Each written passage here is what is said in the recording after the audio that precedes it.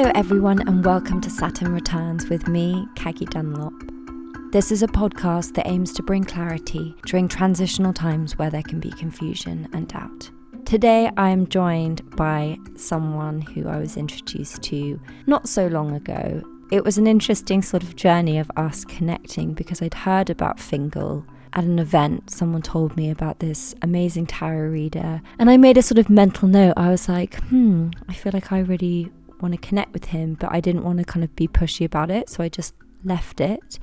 And then about 8 months later, someone from his team actually that I was speaking to anyway reached out and was like, hey, you should connect with Finkel. And then we had this amazing session together. And for those of you that aren't familiar with tarot, it's a sort of a way, it's like a session that you have where, I mean, Finkel's abilities are quite extraordinary. He's very much communicating with spirit. And when I first had the session with him, I was like, whoa, this is nuts. But in a space where I feel there are a lot of charlatans, I really respect him and his practice and think he's fantastic. Hence why I've got him on the show. So he is the founder of something called the Wellness Foundry. And they offer readings and courses and retreats and building out this whole sort of esoteric world. So there's a lot of synergy between what he's creating and Saturn Returns. And so I felt it was the right time to bring him on. Also to kind of bring you guys into my more personal life, I guess, in a way, because he's someone that I've had private sessions with. I'm always getting asked, can you give me a healer's number? Or like you said in this thing, you had this person. And so here we go, here's Finkel. And in this conversation, we really discuss how he got into this work, his sort of rock bottom and spiritual awakening. He was previously working in fashion before he had this wake up, and that was in a sort of crisis point for him to get there. And then how he tapped into these gifts that he has, which are very, very clear to me. And so I hope you enjoy this conversation. If tarot is something you don't know very much about, it's very interesting, as well as just his personal journey. At the end, we do a little bit of a tarot reading, which was a little bit scary. But I'll say no more. You guys can enjoy that at the end.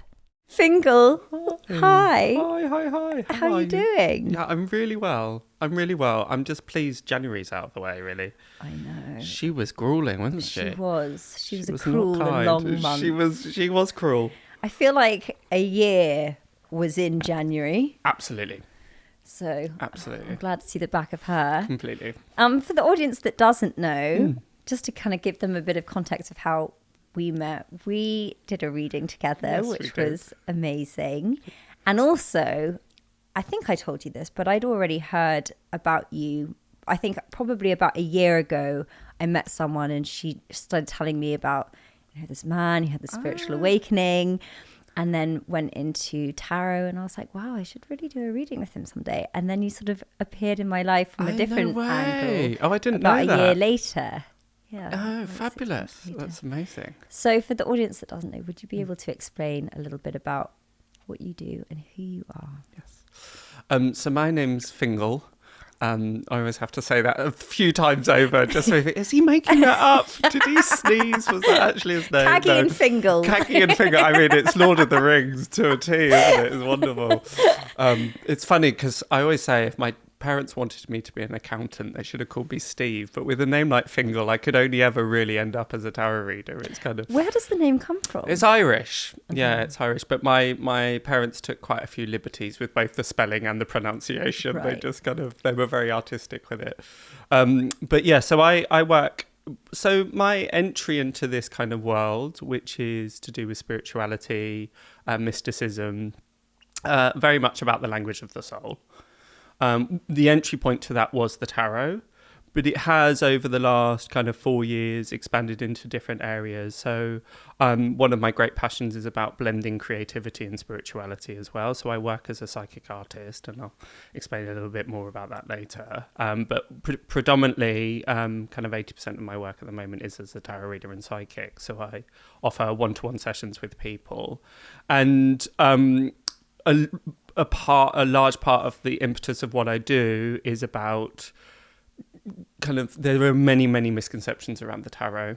Mm-hmm. It's still slightly a hang up of draped in purple velvet, end of the pier kind of stuff, but it really is about a language of the soul. So that's what I'm really interested in, is who we are, why we're here, and how to really align to our soul's purposes. So again, tarot is kind of one of the many ways that I do that. But I work as a psychic as well, work as a medium, so communications, work with spirit guides. And how did you get into it? Like, what was the background and what was your sort of journey into coming into this space? So I traditionally worked in fashion. So I was working in fashion for about 8 years. And like many people that I've met on this journey, a lot of them were in fashion, they hit health crisis. So normally spiritual awakening is catalyzed by crisis. And I think bottom, yeah. Sorry? A rock bottom. A rock bottom, or I really think crisis is really necessary. Mm-hmm. So many people shy away from it and really resist crisis, but I think from crisis comes realization and an awakening. So mine was a health crisis. So for a period of about a year, maybe slightly shy, I was just fainting all the time. So I would be walking down the street, planking it. I would, be at work and I'd faint. One time, I probably shouldn't joke about this, but if you want to get seen in A&E really quickly, just faint in reception because they'll whisk you through. So that happened as well. I went and I said, I'm not feeling very well, and fainted. So I spent 5 days in hospital because it had just been happening again and again and again and again. And they just couldn't. They said, no, you're fine. There's nothing going on. You just need to rest and relax. And then it happened again whilst I was on a Buddhist retreat. So I'm an erstwhile Buddhist. I studied Buddhism for 8 years, practiced Buddhism for 8 years. And it happened again when we were on retreat. And I went from retreat to A&E, from a silent retreat into A&E. And that polarization was the moment that I just thought, I cannot do this anymore. I just cannot do this anymore. So thankfully, I went back from A&E into the retreat, and one of the leaders said, look, have you thought about acupuncture? So I gave that a go, and it was the first time that I'd been introduced to the language of energy. Mm-hmm. So all the stuff was very foreign to you at that stage, but you did have your spiritual practice and you were already in that space. Yes. And I suppose with Buddhism, one of my kind of viewpoints is the Buddha taught us how to think and Jesus taught us how to feel. Those kind of, they're the great archetypes or the great teachers of those two kind of philosophies. So in Buddhism, when we're practicing, it's very mind heavy. There's much mindfulness in the way you think. And there is still embodiment, but there was this kind of slightly missing piece just for me. For me within it, it was kind of linking with the soul. So I did have a spiritual practice of sorts. But it was interesting because all around that time, I was going to Reiki practitioners, Buddhist practitioners, all of these people saying, this is describing my experiences and saying what's going on. And they go, you should be fine. We don't know what that is. So it was a deeply, deeply scary and isolating time because no one could kind of contextualize or even diagnose what was going on for me. Mm-hmm. Was it a physical thing as well as an emotional thing that you were going through in terms of the fainting, and was it across every aspect? they looked at I went through every scan. They looked at my heart, they looked at my brain, they looked at my blood pressure, they looked at everything, and everything was coming But as in, did you feel emotionally in a sort of turbulence? Oh, I see. Yeah, so only much later looking back, I just realised I was so ungrounded. There was just nothing about me that was grounded. I even remember talking to my mum a little while afterwards and explaining these experiences, and she says, yes, you've always just had one toe on the ground. And I thought, yeah, that's the perfect description of how I was, because particularly in fashion, and I'm not blaming fashion at all, but it exacerbated this tendency that I have, that I'm still working through, to be incredibly hard on myself and really push. If it's not struggle, then it's not worth doing, is kind of a lot of the mentality that I'm still unpicking. So it was partly to do with that, but it was also partly a kind of existential escapism. Like I was finding things so either confusing or frustrating or unnerving that I think my soul was just like, I want out here. I just want to. And so it kind of on time and time it was leaving, and I was just planking it. And also my body was saying, well, if you're not going to ground, we're literally going to get you on the ground. Yeah. I'm going to place you on the ground so you get it. So I had to go through that process for about a year. And then it was only after, through a series of fortunate events, that I discovered my mentor, a guy called Gary Wright. And when I met him, he worked through the College of Psychic Studies, which is a fabulous place. When I met him, he just started talking in a language that I thought, it was a language that I inherently knew but didn't know I could speak.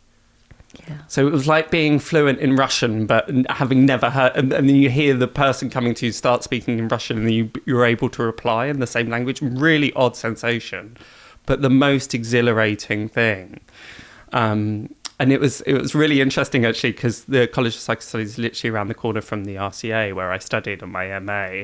So there was this real kind of coming full circle, coming to the same part of London, but for an entirely different reason. It was deeply fascinating. But from there, it just was able to string all the pearls on a single thread for me, so that I could see, right, this is what's been going on. And, it still took 2 years of really having to ground. And then finally I was sitting in meditation. I love the fact that I can talk about this crazy stuff with you, but I was sitting in meditation and this tree just started growing through my body and coming out of the crown of my head, and there was this real realization, right, you've grounded, you're here, you've arrived.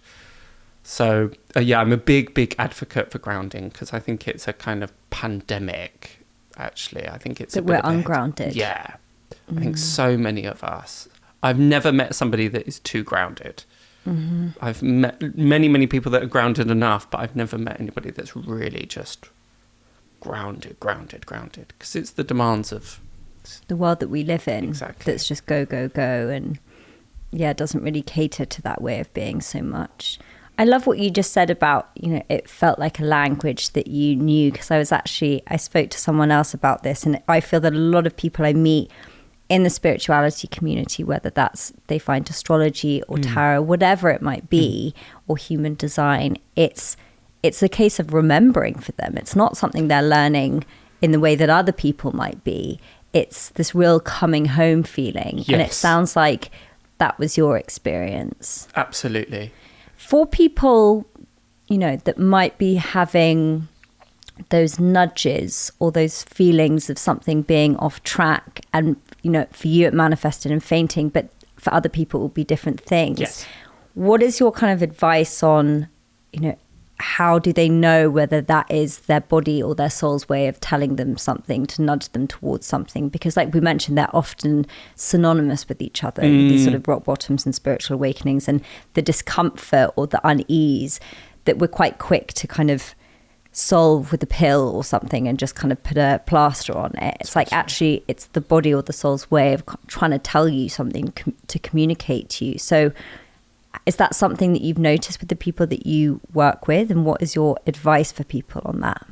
100%. This is like one of my greatest passions, that exact question. And this is why I set up the Wellness Foundry, was because I spent 2 years in isolation, not even knowing how to ask the question that I didn't even know how to contextualize it or put into words what was going on. I didn't know how to ask the right questions.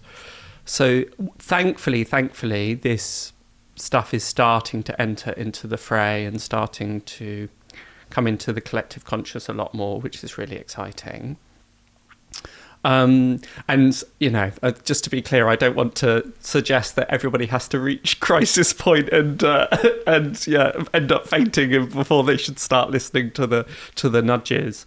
But they'll come in like nudges. Yes. I was listening to Oprah the other day, and it's this thing, she explains it as well, and I've heard many people where it's like you'll get these little sort of pebbles or these little whispers, and then you ignore it, and then suddenly you've got boulders coming down and throwing you off course. But there's an opportunity to kind of... Absolutely. And I was just ignoring the opportunities, as many of us do. I always call them God's breadcrumbs. That's the way I describe them, is that they are those little synchronicities, they are those nudges, they are those inner twangs that is saying something else is going on here. And, you know, this is... sounds a bit crude, but it's what keeps me in business, because all of these people are coming to me saying, I know there's something else, but I don't know how to adjust, or I don't know how to change track, or and that's really, really difficult. That is really difficult. And what I say about because often the thing that really stops people is that they don't have a community of people in order to bounce off and say, no, this is perfectly normal, what you're experiencing is fine, this is the way to work with it, this is what to look at, this might be really helpful to you. In fact, they often have the opposite. Yes. Yeah, there's people ridiculing their experiences, or sniffing at them, or rolling their eyes, or because a lot of it's to do with the fact that as children, we are inherently imaginative. It's the first thing that we are able to do as we're not taught that. We have imaginary friends, we have imaginary experiences. You see kids with toys and they're creating this whole scenario in their minds. But actually in our schooling, we're taught how to have this critical mind and the rational mind. And this is part of the reason that it gets very sniffed at, because it's like, oh, you're still in the world of imagination. You're still, this is fantasy and make-believe. And that in somehow equates to you being foolish in a certain way.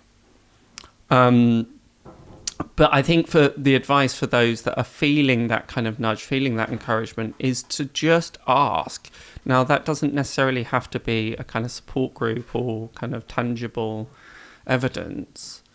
But just ask the universe, start asking for signs, start asking for, it's a little bit what you were saying there right at the beginning, of things come into our path when we need them, as 100%. Long as we're aware enough and open enough to kind of recognize and spot that. And also a huge thing, again going back to this ungroundedness, is cultivate as much stillness in your life as possible, which is something that we just do not do. We fill it up with everything. And even when people say to me, what is your biggest piece of advice for your spiritual practice, I'm like, stillness, actually carving out the time to just, lie on my sofa, or just kind of sit there and listen to some calming music and just be present in my own body, because we just don't do that. And if we don't create that stillness, then we don't create that opportunity to hear those things or notice that kind of intuitive ping. Absolutely.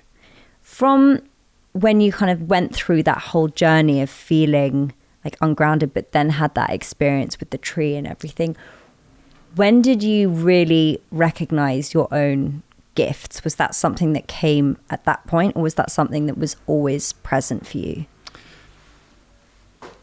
It's interesting, because only after starting this work again, and it goes back to what you were saying before about we are spiritual beings having a human experience, and when we come down on earth we forget everything, we have to relearn it, and then when we discover this part of ourselves, we're like, there you are. This is like a friend that you didn't even know you had. And it's only now that I look back on my childhood experiences and realize that actually because I was I am enormously sensitive in many, many ways. But I was an enormously sensitive child as well. And a lot of this was about a sense of kind of overwhelm, or being deeply empathic, and just understanding the nuances and humours of those around me, and finding that overwhelming. Sure. Yeah. And I also remember at about the age of 11 lying on my bed thinking, right, I'm going to astral project, and like willing myself to astral project, and I had no idea where that came from. No one, my parents did sit me down one day and say, right, we're going to teach you how to astral project. It's just something I used to do. And what is astral projecting? Astral projection is basically, is that when you come out of your body. So you have 7 layers of the energetic body. So you've got the physical body, the emotional, mental, the soul body, and then you've got the astral body, which I think is the 4th or 5th layer. But it's exactly as you say. It's when you leave the physical body. So it's like your consciousness is still attached to your energetic body, but it's no longer attached to your physical body. Mm-hmm. And this might all sound like absolute hooey, but it's techniques that allows for remote viewing, so that people can go and see places either on Earth or in the galaxy, and it's stuff that the military uses.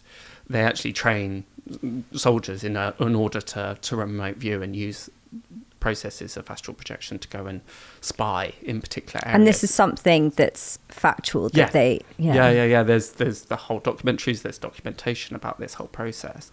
And this is the thing. A lot of people kind of really boo-hoo this, but it's... Yeah, it's interesting how it gets this sort of dismissed as new age kind of woo-woo stuff, but then you hear about that, but obviously that's just not... I mean, it's not as common knowledge for people. They don't think, oh yeah, everyone knows that the military's doing this. Channel 4 News. Yeah, that's fascinating.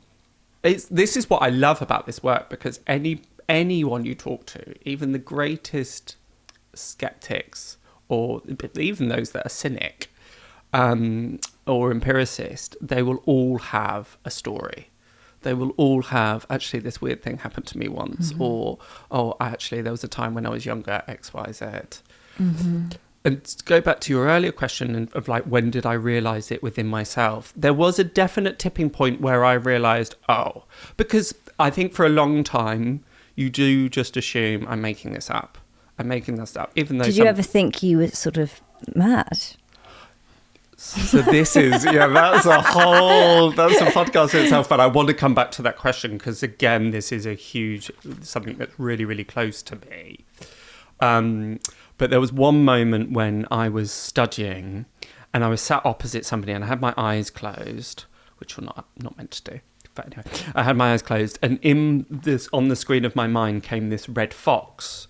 And I hadn't said a word, and then my tutor stood behind me and said, we've got a red fox. And it was that moment where I kind of went, what on earth is going on? Because he basically read my mind. It was just the oddest thing. He basically saw the same red fox on the screen of his mind, but we hadn't said a word. So I was like, something's going on here. This isn't just make-believe. So I think that was a real tipping point. But I still come out of readings thinking, did I just make that up? But thankfully, I've done enough of them now to kind of that slowly decreases. But it's always there. But I think it's healthy that it's there. Yeah. Because as soon as you go... the Messiah complex. It's a real...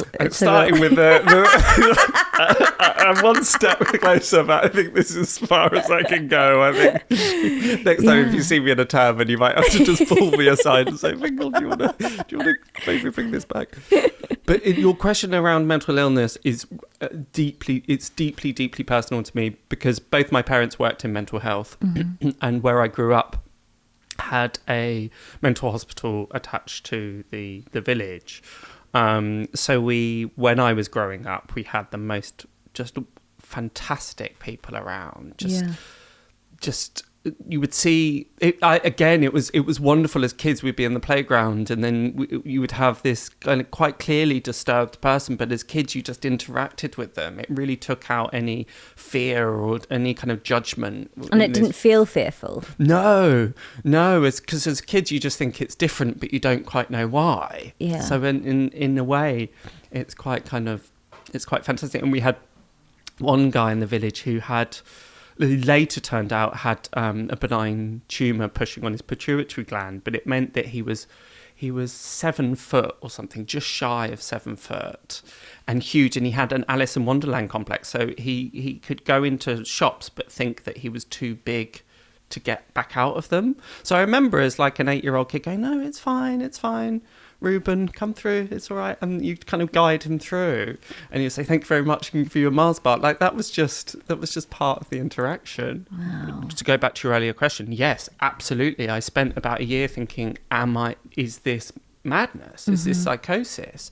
And I've met people that have been training as well that have that again have similarly even been sectioned at times, but then have done the psychic development, and that's all managed itself. It's all settled. Now, of course, I wouldn't be as kind of brazen to say all mental illness is just spiritual and psychic awakening. But it's a really interesting sort of touch point, because what you mentioned a second ago about being a deeply sensitive person, and I think as soon as you said that, what came to mind for me is how for a lot of people that perhaps go in a different direction, who can't contain or don't know how to manage that sensitivity and are empathic in that way, and they then turn to, you know, numbing it out or substances.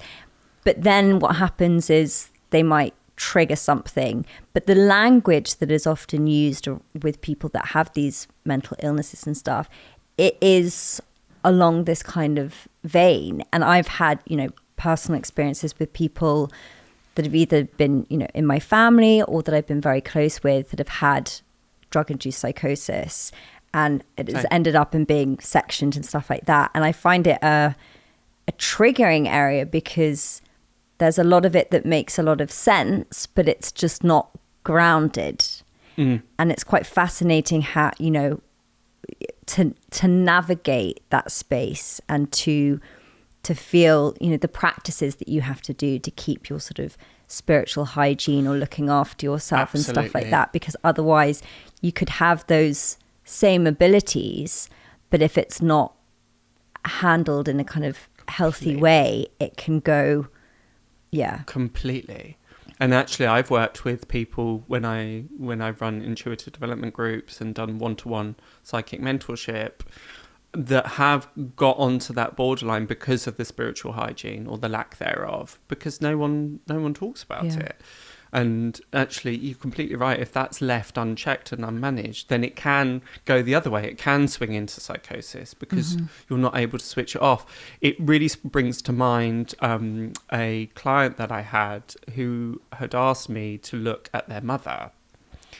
And I started tuning in, and all I could see was this mother's crown chakra was just wide open, just enormously wide open, and kind of too much. And, you know, even looking at it, I didn't quite know exactly the language of how to adjust that. And I remember saying to this client, oh, it really feels as though your mother is seeing things, kind of illusionary things, because of this thing. The client said, oh, it's really interesting because my mother often says, you can't see what I see. So it was really fascinating to realize, actually, no, I think there is a kind of energetic and psychic aspect that plays a part into some what we label as mental illness. And that's why these kind of conversations are so important. And probably why people find it quite scary as well when people are going through that, and it feels quite like, whoa, you know, absolutely. Because on some level it's feeling that there is something to it, as in it's not just complete nonsense. Yes. Because I remember when I started training, I couldn't go on the underground for a year, just because the whole process was so overwhelming. I was with my now husband, and he used to get really frustrated and go like, pay attention, why? But I was just in everybody's conversations. I was just really... it must have been exhausting. Yeah, it was... How did you learn to manage that? And also to kind of, you explained a bit at the beginning about being a medium and communicating with spirits and stuff like that. So when did that kind of really come into play, and how have you learned to manage it and to kind of harness that so it's not something that's overwhelming? I always say, often use the analogy of you would never leave the front door of your house open and just say, come in if you feel free. And, you know, occasionally you'd have nice people come in and go, oh, your house is pretty, and leave. And then occasionally you would get people that perhaps aren't so respectful of your space. So energetically, you wouldn't do the same. You wouldn't just leave yourself wide open and again, this is often what I'm unpicking and undoing with people that are very at the beginning of their journey, that they have very acute and very pronounced psychic or mediumistic abilities, but they are a come one, come all kind of thing. The other Open analogy door, is basically like driving through New York City with your taxi light on, but you don't want to take lifts. It's a very kind of confused message. So often, it's about boundaries. It's really about being clearly boundaried. And that's just intention, really. There are ceremonies and rituals and kind of meditations that I do to kind of work with that. But ultimately, it's just the intention of... And again, this is part of the issue, is that it's become quite a fear-based language of, I must protect myself. Well, it gets passed around a lot as people say boundaries. It's like, well, what does that actually mean? And how does someone actually action that? And obviously for you, having the abilities you do, it's probably quite an extreme end. But then I think for other people that just perhaps are a bit too open energetically and are people pleasers or just say yes to everything, it's like it's the same sort of thing. Yep. In terms of, I think I'm definitely guilty of it, and I find it hard to actually, until I'm drained, until I'm at that point of I have nothing else to give, do I only recognize that I've given too much. Yeah.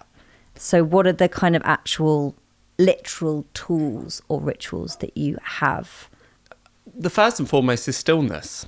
Again, it goes back to the stillness, because that is the time that you realise, oh, I am a bit depleted. Oh, I am giving too much. Oh, I am actually just needs a bit of nourishment. The big thing that was for me was if you're ruminating on something, so if you're thinking about it after the event, then there's still an energetic attachment there. So that is always your first go-to sign of, actually, I haven't cleared that out. I haven't made that boundary within myself strong enough. So part of that, so for example, when I used to do readings, I would kind of sit and go, oh, I should have said that, or maybe I didn't get that quite right. And I would think about the person for a day after, because I hadn't kind of cleared that off properly. So now... As in after the reading, you hadn't cleared it? Yes. Because it's my job to tune in energetically and poke around with the client's permission, so I never do that. A lot of people ask me at parties, what are you picking up on me now? Well, absolutely nothing. I'm not rifling through your drawers. Very difficult on a date. Thankfully, I don't have to date anymore because I'm married. But when you start poking around, you go, oh, mother issues. Oh, yeah, no, not earning enough. I'm joking. But there's one... Make life a lot easier. It's great. It's really great. But it's funny. I'll go on to so many tangents, but it's one thing that I do. I am determined to write a book at one point, which is The Psychic's Guide to Idioms, because old idioms have so much truth in them. And one idiom is, I wash my hands of you. And again, it sounds almost quite ruthless. It kind of brings to mind an exasperated mother that's done everything that they can with their kind of tearaway son. But actually... it's something that, weirdly, I was told from lots of different kind of directions, but we've got meridians up our forearms that connect directly to the heart and go through. So when you wash your hands and wash your forearms, you're energetically kind of breaking. And one really interesting thing is that I have started teaching one-to-one psychic mentorship to somebody that's based in the Middle East, because there you're not really kind of allowed. So I'm working with her. So I've been giving her all these kind of rituals like washing her hands, and time again she's been saying, oh, that's in the Quran. Oh, that's in the Quran. Wow. Oh, we've got that in Islam. And it's really interesting. So, and what was great about that is that it gave her enough confidence that I wasn't just saying, take off your clothes and dance under the moonlight. And she's going, feel free. I mean, there's probably value in that as well. But it's just something that she could... It wasn't conflicting with her beliefs. Exactly. So it both supported what I was giving her, but also supported what I was giving. It supported me as well, thinking, actually, because these are just kind of techniques that I've collected over time. But the fact that it was reinforced in scripture was really, really fascinating. But things like washing your hands after an exchange, watching if you're ruminating on things, and if you are, just say, right, that's enough, I'm going to put an end to it. Salt baths are amazing as well, particularly when you're feeling really energetically kind of grubby. Saging is kind of a good quick go-to, but the best thing really for keeping yourself in energetic check is kind of changing the scene. So if you feel that you're in a bit of an energetic loop, or you're in a bit of an energetic side, go out. Nature is by far the biggest and greatest cleanser of our energies. So any time that you can go and walk by trees, go and sit by a tree, just do any of that stuff. That's so grounding and that's so nourishing. It's really, that's definitely one of my go-tos. In terms for your, what you do in your career, obviously you get momentarily or in sessions sort of entangled or enmeshed with people's energies because you have to. But for people that might not be aware of this or that kind of thing and the language, when we're in relationship with people, we often get an energetic entanglement. And then for when people break up, they don't know how, it's when sometimes you'll bump into that person or like there's still a cord there. And I think that that's something that a lot of people message me about and ask me about, because they can go for years while still, and part of them kind of wants to keep it there, but then also part of them's like, well, I don't know how to cut that cord. So what would you advise for people that are kind of going through that they need to actually clear that kind of energy? Yeah, we've all been there. Facebook, kind of scrolling through, looking through all the images. Who's that? Well, you can check their profile. We've all been there. It's also the thing, the room, like speaking with a girlfriend about it when you're kind of like, I'm not going to do that. I'm not going to go there. And then it's like it just goes crazy. Exactly. So there is that thing of what we were speaking about, if you're ruminating, but that is also a natural process. So it isn't just, I would be worried if people were like, guillotine's down. I've never thought of him since. It's like, okay, or her since. So it's worth, yes, there is a natural mourning process or a detangling process, but anything like cord cutting ceremonies are brilliant as well. So we do create etheric or energetic cords between people, and they're not just negative, like all of our good friends. And again, that might sound a bit kind of woo-woo or a bit far-fetched, but if you think about those times in your life, and I'm sure most of us can identify that you're just thinking of a friend, someone, and then the day after you bump into them, or they call you, or you haven't seen them for years, and that is that energetic connection. So they're really necessary and important. There's so many different dynamics. So even though, to go to your example there of, okay, I dated someone for 2 years, I spent 6 months kind of clearing out the closet, so to speak, feel as though, okay, that's settled, and then a year later I bump into them on the street and think, what's this about? The thing that I have to remind people often is that we're not always privy to the why. We're curious beings, so we want to know the why. Why is this happening? Why did I bump into him again? And to quote Carolyn Mize, fabulous spiritual teacher, she often says, well, if an angel came down and said, right, ask me any question, and you said, why did my father leave me when I was young, or whatever, or why did that boyfriend bump into, and the angel just went, because, we would be so kind of, no, there must be a reason. And yes, there is a reason to everything, but we're not always privy to it. So there are so many different things kind of all coinciding. So we can't always, sometimes I have to remind people in readings, don't get hung up on trying to look for the meaning of everything, because you can dig and but because there are so many tangents to that thing. In all honesty, in my readings, love is often the most difficult aspect in a reading, because there are so many variables, because we are working, because if I'm talking about health or job or home, they're often so self-initiated that they're much easier to kind of account for the variables. But when it's two people, it's a lot more complicated. Actually, energetically, figuring out if people are with somebody or not is actually quite difficult. Interestingly enough, I can tell somebody where they live, in what part of the country. I can tell them, their mother's name. But if they're with somebody, it's slightly murkier than, 8 times out of 10, it's fine. But it's not always clear cut because it's so kind of complex. But in terms of what you can do, at its core, you need to. I remember there was a really good friend of mine who broke up with somebody, and she said, I decided to look at all the qualities that I really enjoyed about this other person and cultivate them in myself. And I thought that was like, that's such a good way of. So good. It's utterly ingenious. It's really profound. And I think that this is the issue, is that a lot of people don't turn immediately to self-love. Yeah. And I feel that that's by far the biggest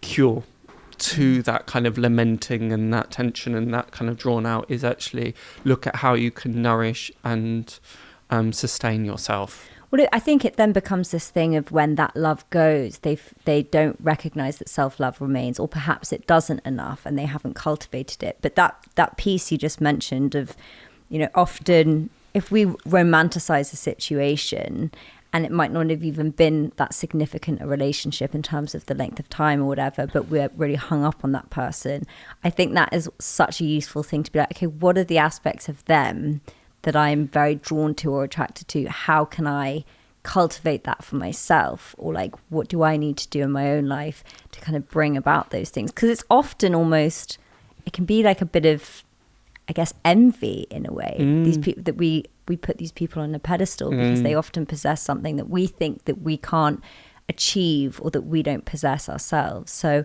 I think that's a really useful piece of advice.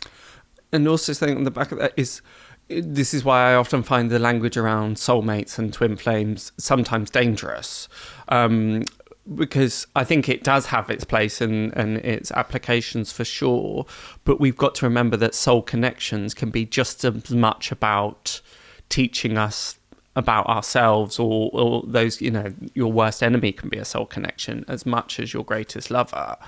So sometimes they have been introduced in our lives and taken away again so that we understand the process of loss, or we're resolving something that is perhaps from past lives, or there's a karmic debt to clear. And that's often accounts for that intensity of connection, but then also accounts for why it's not meant to be. You've kind of had to, right, I've done that, we've cleared that, now moving forward. What do people say about twin flames that you think might be people get wrong about it, and what does it mean to you? So twin flames, kind of etymologically, big word, is the process that the gods became jealous of man, or wanted to punish man, because we originally started off as two-headed and four-armed beings.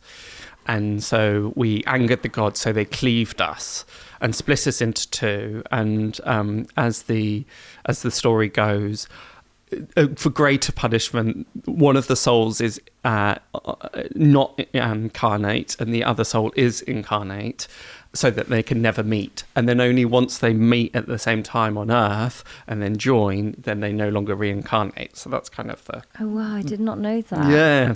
That's really beautiful. Take on it, I suppose. Very tragic. Yes, as the kind of Greek myths often are, so it's very fitting. I think the thing with twin flames is it's just about this idea of perfection, I suppose. That there's this one... Exactly.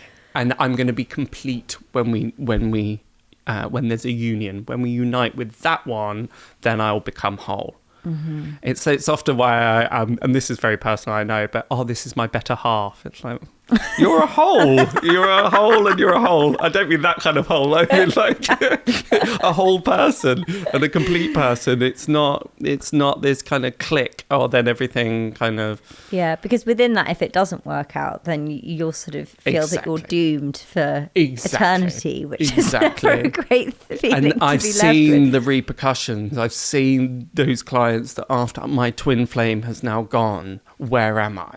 Right. Where does that leave me? Where's my identity gone?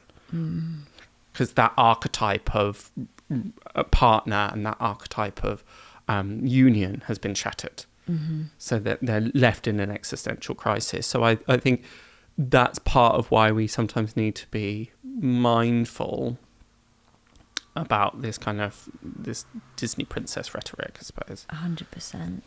You speak a lot and you communicate a lot in colour, so you see in colour and you see people's auras. And I was listening to something recently, and it was, you touched a moment ago about how everyone has a story of their kind of a spiritual thing that might have happened to them, but they weren't necessarily spiritual. And I heard this story about, I think his name was John Diaz, and he was on he was a guest of Oprah, and I was listening to Oprah at the time, and it was, I know, she's amazing. And it was this story, and it really gave me shivers, because it was he was on a plane that crashed, and it was a Singapore Airlines plane that went down, and he was one of the few survivors. And he said when he was there and witnessing the whole thing, it was like Dante's Inferno. It was horrific and people were burning. And he said that he wasn't a spiritual person, but what he did see at this time was that he saw people's, like, a light coming out of people's heads. And he said the only way I could describe it is that it was people's auras, and some were brighter than others. And it felt like that was an indication of how they'd lived their life. And what I learned from that experience was that I wanted to be someone that had a bright aura and that went out with a bright aura. Gosh. And it was just such a story that I was like, wow, that's so fascinating, that at that kind of moment that someone that wasn't, a spiritual person witnessed something like that. But the reason I wanted to bring it up, because I know it's a very important part of your work and your language, and something that people know a bit about, but still not that much. So would you be able to kind of explain how you use that in your practice? So as a bit of a background, this is partly kind of catalysed by the fact that I am very, very creative, as I spoke about before, and I am a very, very visual person. So part of working in fashion. So it's not necessarily that, because as psychics or intuitives or mediums, or however you want to describe it, just as we have physical senses that are stronger in us than in others. So for instance, my sister's got an amazing olfactory ability. She's got an amazing sense of smell, whereas I don't really, but my vision's very good. So too, in spiritual and psychic practices, we have what are called the clairs. So clair from the French meaning clear. So it's our clear hearing, our clear seeing, our clear smelling. So when I'm in a sitting, for me, a lot of my information comes through as a visual impression, a kind of projection on my mind. My clairaudience, my ability to hear, has increased over time, but it wasn't a natural thing in me. So now I'll hear words, or I'll hear songs, or I'll hear... And the vision is like clairvoyant, right? Yeah. Exactly. So when people say, oh, I went to see a clairvoyant, that's often what they mean. And sometimes it's used interchangeably, but they're not always the same thing. So I work very, very clairvoyantly. So for me, I work a lot with symbols and colour, because again, this is really for me a psychic language, because I'm trying to translate energy into language. It's a very difficult thing to do, because it's a bit reductive. It's you're taking this vast concept and trying to kind of articulate it. Words aren't always perfect for that kind of journey. So what sometimes in my sittings I can see people going, why are you talking about a blue budgerigard? What is he talking about? But what's useful about that is, because if I say to you, oh, you're really tired, and you go, oh yeah, I'm quite tired. But if I say, oh, they're giving me an image of a hamster on a wheel, for instance, that's more evocative for in which way you're tired. So these symbols tend to stay with people much longer. But I also understand that sometimes for people, they can be a little bit more obtuse. They can be a little bit more, not necessarily obtuse, esoteric, I suppose. They kind of, it takes a little bit. So there's kind of pluses and minuses to the way I work. But in terms of colour, again, it's something that really, really speaks to me. I think colour is so evocative, and it is so spiritual, and it informs. And we quipped before of this cult leader look that I'm cultivating, but there is a reason that I've wanted to start wearing white, because I was walking down, not knocking anybody that's wearing black in the room, but I was walking down the streets of London, just saw a sea of black, and I just thought, ooh. But for me, aura colours as well are such a reflection, as you were saying before, of somebody's personalities, their humours, their what's going on for them energetically at that particular time. So anytime that somebody sits down to me, 9 times out of 10, 8 times out of 10, that's where I'll start, because it's, for me, the easiest in, because it's the most evident part of people. For people that might be a bit sceptical of tarot, and I think there's sometimes, I don't know, I was brought up in quite a Christian framework, so tarot was like devil's work. The devil's playing cards, yes. So how is that how did you gravitate towards that, and did that feel like picking up a language that you already knew? Because for people that perhaps are like trying to tap into these aspects of themselves, what would your advice be, like if they wanted to kind of learn tarot or to kind of harness their intuitive powers, or whether they think they have something going on, like what would your advice be on that? It's interesting. The most viral video I've ever made was, can you be a Christian and read the tarot?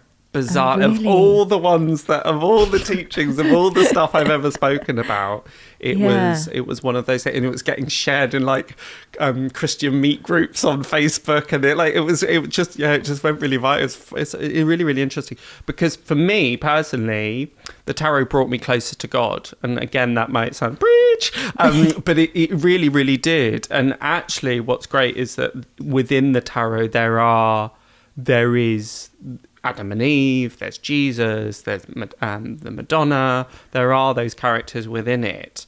So it's not... it's funny, it's like the tarot are doing kind of open arm to the Christians, but the Christians are going, no, we don't want anything to do with that party, which is fair enough. And I think some of the images in the tarot are very, very evocative.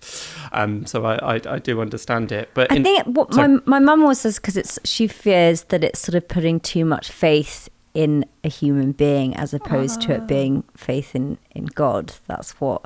And I think because people fear that it sort of tells them things they don't want to know or messes with fate. And I'm sure you've experienced people that come to you that then sort of do place so much responsibility on you to be their guru and guide, and everything is resting on what you're going to say or what the cards are going to say. And that in itself can be a slightly dangerous place to be. I know I've got friends that I'm Absolutely. Like, you need to chill out on the sessions and stuff. Absolutely. And there is a moral obligation for me and my team to ensure that doesn't happen. So one thing that we do advise, we've even written to clients sometimes and said, you've booked in one too many times. We've just very kindly declined your latest booking. Please come back in a month. And really, yeah. We do, we're very, very aware of that. One thing that I always say right at the beginning of every reading is take what's helpful, leave what isn't. Never do something just because I say so or the cards have said so. Always, always allow your intuition and your instinct on anything to be your first port of call.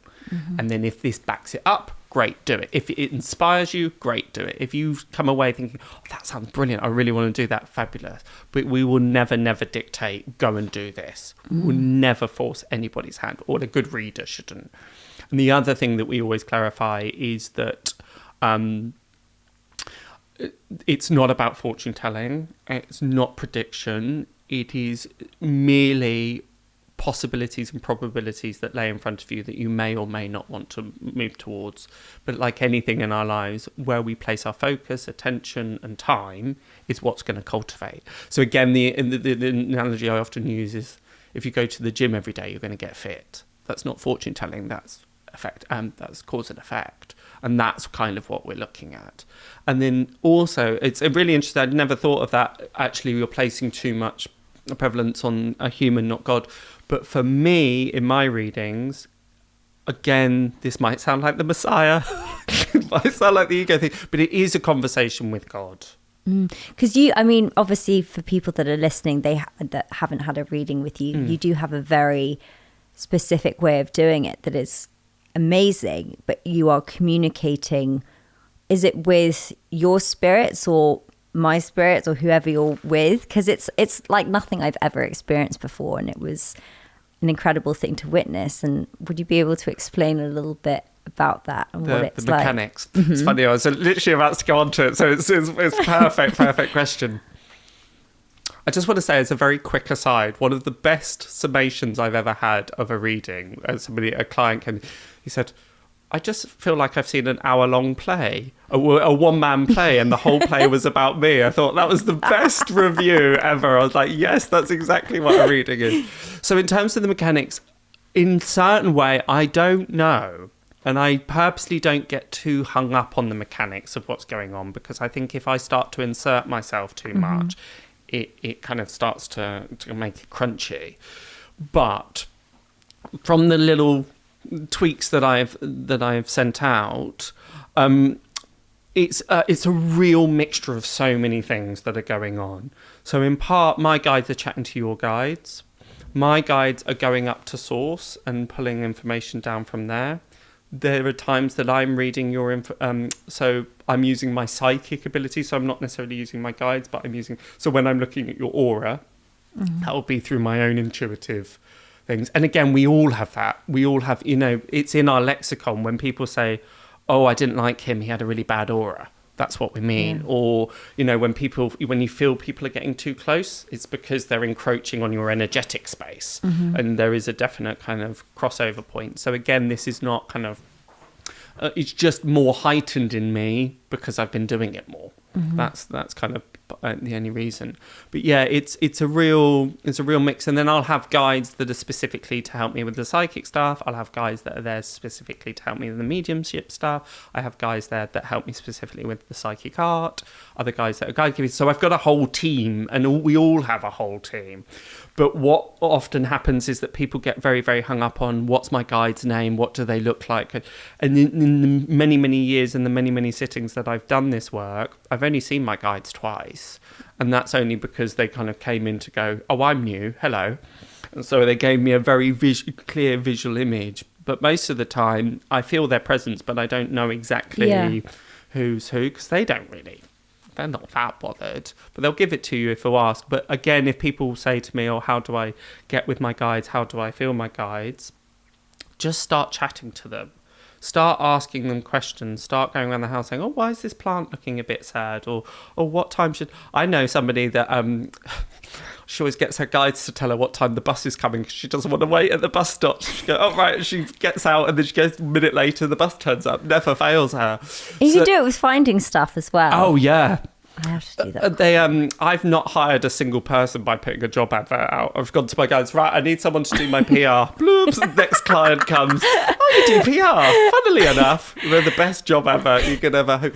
But the important thing is we've got to remember that. I love that. I love that fabulous, hiring system. It's great. I'm gonna do that. But actually, to be fair, that has happened. Like, things just will appear in my inbox. It's like, oh, that's convenient. I was looking for that yesterday. Yeah, exactly. It's amazing.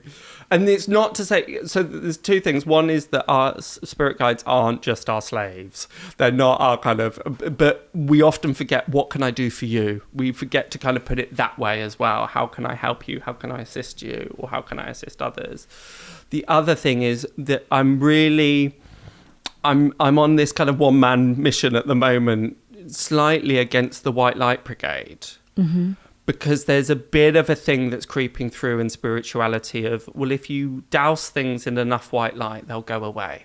Your life will be a sort of toxic positivity. Yes. Yes. My life will be seamless. I will get everything I want. Manifestation is such a buzzword. Yes, it's important. Yes, we should experience abundance, of course, but it's not, well, if I'm holy enough, I'll get all the right things. Yeah. Actually, and I always say, anybody that starts training with me, I always say this comes with a health warning because it will ruin your life. It really will. It will ruin your life. And they all joke, oh, yeah, good one, Finkel. And then 6 months in, they go, oh, you weren't joking. I was like, absolutely not. Because it requires you to make so many necessary changes and shifts and to get yourself out of that groove that you've been in for years up until that point. And that requires effort and hard work. So actually, the more kind of spiritually aligned you are, the tougher things get. Yeah, I completely agree with that. I think it's a really important thing because also the white light, everything is, wonderful and happy. It's not attainable and it's not achievable 24/7. I think we need to be able to acknowledge our own darkness as well and to use that rather than deny it. Totally. Totally. Yeah, it's almost like an antibacterial wipe, really. It's just like clean every surface. And this is why I love the tarot so much, is because it's not afraid of showing the darker aspects sometimes. You do get cards like the Ten of Swords, which is challenging by nature, but life is challenging by nature, as it should be, because it's all about the lessons. Yeah, and I think an important thing is to shift one's perspective, is rather than, you know, like you say, the manifestation stuff is all important, it's all valid, but rather than saying what can I get, what can I bring to my life, it's like switching that to how can I be of service. Absolutely. Like what can I be doing that's aligning with my soul's purpose and being of service to those around me. And actually I think that's where we create more happiness for ourselves. Completely. So I think that's quite an important one. I would love it if you would be happy to have a play around with the cards. Yeah, absolutely. absolutely. Do that? Absolutely. So what I'll do is because just in terms of, obviously readings are quite a personal, intimate thing. So I'll lay 3 cards down and we'll just look at something and we'll just explore it and see what comes up. But I can always be like, stop! Yes. Yeah, do tell me if you want me to stop, and I will keep it relatively surface level. Okay. I won't kind of start wrenching around in deep-rooted things. So what I want you to do is just kind of set an intention, or set maybe a question, maybe something you want some guidance around. Just taking a couple of deeper breaths.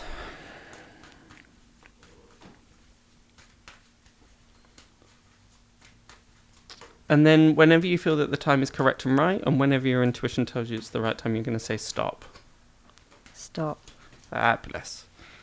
Dum dum dum, dum dum dum, dum dum dum. Is this the point where you say stop? See the devil. Stop. To be honest, the devil is one of my favourite cards. Really. That's associated with Saturn. Oh no, that's the yes, it is. Devil? It is. Well, it's Capricorn. Oh yeah. So yeah, it is connected with Saturn. It's interesting, right? So 5 in the tarot is always about the number of chaos, to do with the number of chaos. It's interesting because I'm most drawn to the fact that these pentacles are the right way up, and then it's upside down and the devil's ahead. So it does indicate, hold on to your seats, it's going to be fine, but it does indicate some kind of topsy-turvy 180 aspects, particularly within business and finance and money. It's interesting with the kind of pentagram at the top of the head, because I suddenly kind of got a headache. It's suddenly like, oh, things have just got really complicated, really just like very mind stuff. As I say that, my guide is showing me the image, again, not the Messiah complex, but it's like a crown of thorns. So it's partly to do with kind of martyrdom, not your own martyrdom, but it's about, the only way I can describe it is it's partly to do with the necessary suffering. Now that again sounds like, oh great, Finkel, I'm really looking forward to that. But it's partly to do with, well, actually, maybe there are going to be tests around, well, are you going to wear this crown?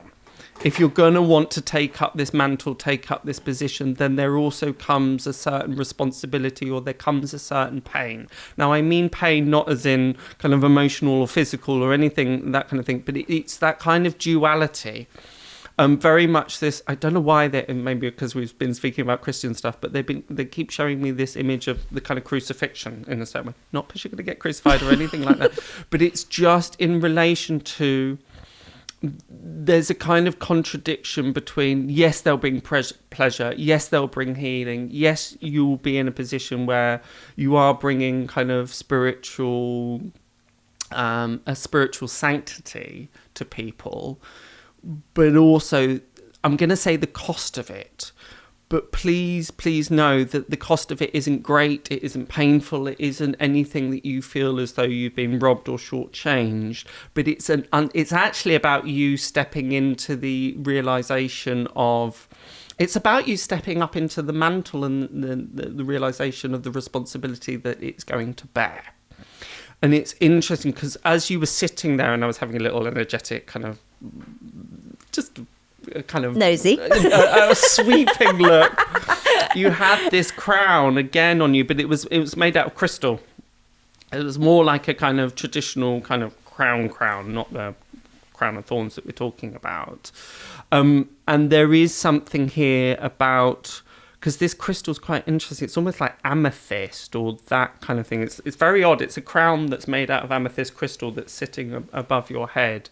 So it is partly about queenship is the word that I'm going to use. And again, this partly goes back to the archetypes of Carolyn Myers as she talks about archetypes. And this is all in relation to you coming into your power, basically. But as part of that, it's about...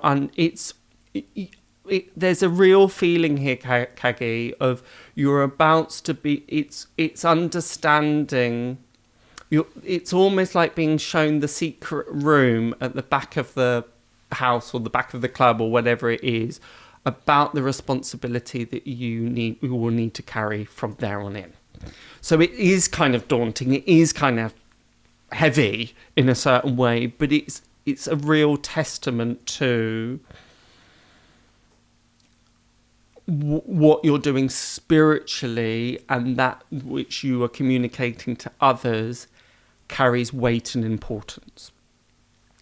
As part of this as well, just on a slightly more practical aspect, going back to the fact that the pentacles are flipped, it switches upside down, you may find that there are certain deals or financial issues that slide through, that were almost dead certs, but kind of seem to, with no warning, just flip. You think, hang on a second, that looked like that was a kind of a sealed deal.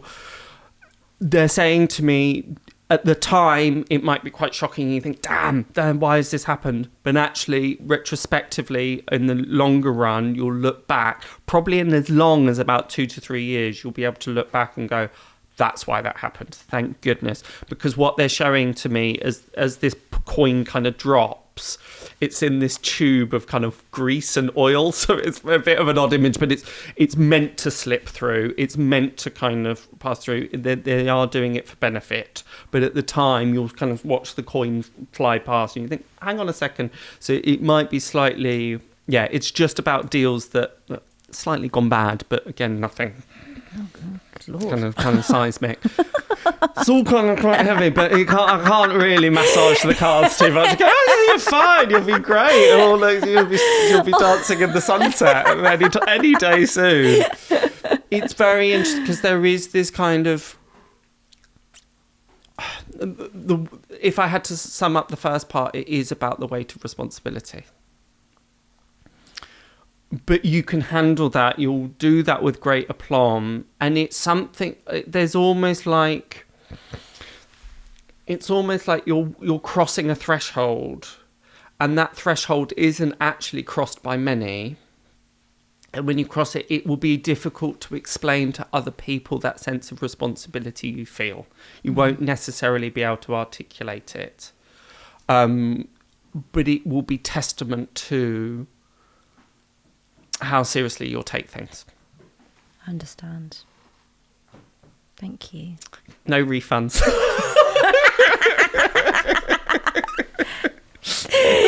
Let's turn over one more. Yeah, there we go. It's interesting, actually, that we've just turned over the Empress, because she's also got this crown. Yeah, she's got the crown. And she's got this kind of thing. So again... that's where I'm heading. Yes. Phew. You just have to go through this process first. The Empress is the most creative of the cards. She is very much the principal architect of her own making. So it's abundance, it's Ceres, astrologically. So everything that nourishes, fulfills, the archetypal mother, all of that stuff. I know this seems a little bit heavy and a bit kind of challenging and a bit problematic, but please know that that's only coming from a place of... It's coming from a recognition of how seriously you're going to take it, basically. Okay. It's not a punishment. It's not kind of shortcomings. It's not... Yes. It kind of links with martyrdom in a certain way. Terrific. Can't wait. On that note, you can go now. Thanks, Finkel. No, I understand. I understand. Thank you, cards. Thank you, Finkel. Well, thank you. Should we edit that bit out? No, I love it. But Finkel, thank you so much for joining us with your wisdom. I've really I'm so enjoyed it. pleased to have you on the show. Yeah, it's been gorgeous. Thank you. And we'll see you soon. Bye. I hope you enjoyed this conversation between myself and Finkel. I really like what he talked about in terms of seeing things or working with symbols and colour, and how that's kind of his own personal way. But, you know, on reflecting on this conversation, I think we have our own abilities to interpret things, to kind of tap into our intuitive knowing and our gifts, however great or small they may be. If you want to hear more from Finkel, you can find him and a collection of other practitioners at the Wellness Foundry. Thank you so much for listening to this episode of Saturn Returns. And if you enjoyed it and found it useful, I would love it if you could share it with a friend or write us a review on Apple, because that really does help us get discovered by more like-minded free thinkers like yourself. And as always, remember, you are not alone. Goodbye.